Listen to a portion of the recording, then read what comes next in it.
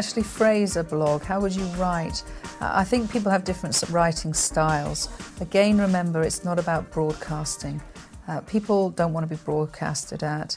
I find the most enjoyable blogs are ones where I feel like they're talking to me, that they're sharing some useful information. It's not too long, and they know when to stop rambling.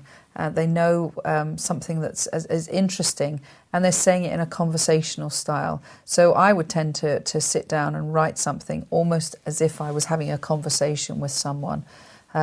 Broadcasting is something you shouldn't do. Just shouting the information out to people is very off-putting.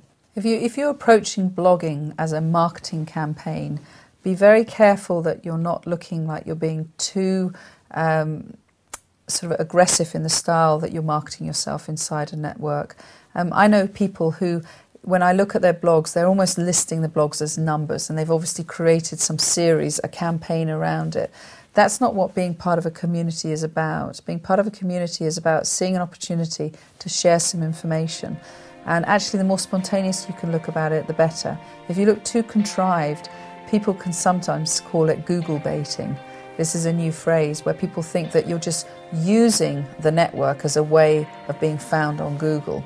Now, that might be a great byproduct for being a blogger, but it shouldn't be the main reason for blogging. You might be very clever at planning 6 weeks of blogs and knowing that you're always going to put them up on a Tuesday morning, but make sure that they don't seem too contrived in the way that you do it.